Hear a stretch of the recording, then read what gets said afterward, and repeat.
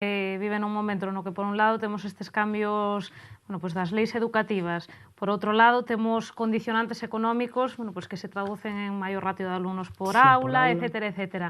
Como se conxuga todo isto?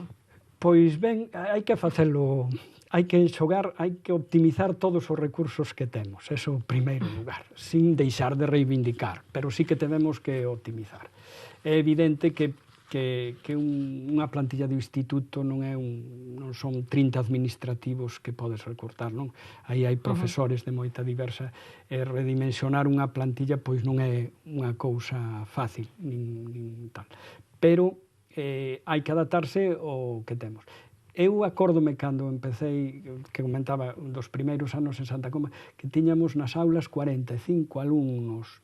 Eu tamén son partidario de que non haya moitos alumnos nas aulas, pero só é unha variable dentro das que hai que estudiar para o fracaso escolar.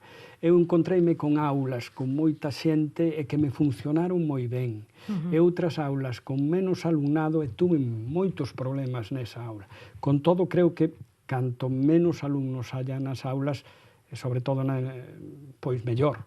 E sobre todo nos cursos máis da enseñanza secundaria obrigatoria, donde a atención individualizada é maior. Quizá no bacharelato, nos ciclos formativos, donde a xente xa ten outra perspectiva, pois aí pode ser.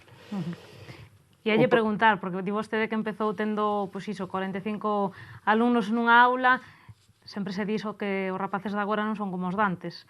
Non sei se é certo ou non. Bueno, non sei se serían. O que pasa que antes hai unha cousa moi boa que se fixo en este país, que a enseñanza agora é obrigatoria hasta os 16 anos. Eu falaba daquela etapa en dos que viñan ao centro, pois era unha sorte que tiñan de estudiar, uns porque podían económicamente. Entonces era outra perspectiva.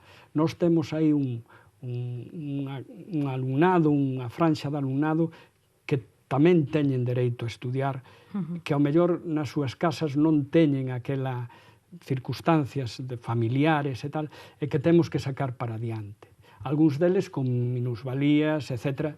Xa te digo, é unha clase, claro, non é como antes, 40, que veñen voluntariamente, a que están ali con todas as circunstancias.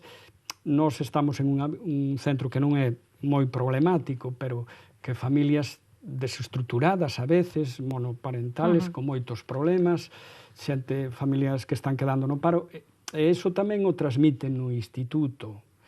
E nós temos que lograr que eses alumnos e alumnas que non teñen moitas veces ganas de estudiar, pois motivalos e que estudien, porque o mínimo deben de telo, e deben de ter para traballar e para calquera cousa. Por lo menos eu son un defensor de que todos, hasta os 16 anos, debemos estudiar e debemos ter a maior formación posible. E o mellor, con esa idade, ainda non nos damos conta, pero os que temos a responsabilidade educativa somos os que temos que transmitirlle. Bueno, pois remátase o noso tempo, Adelino, daría para moito máis falar da educación e de todos os cambios que lle están a afectar, pero non nos dá para máis hoxe, terá que ser noutra ocasión. Moitas gracias por invitarnos. Tamén nos dá gusto que institutos pequenos pois podamos ter un pouco de publicidade.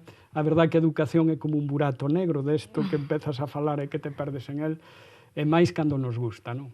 Moitas gracias.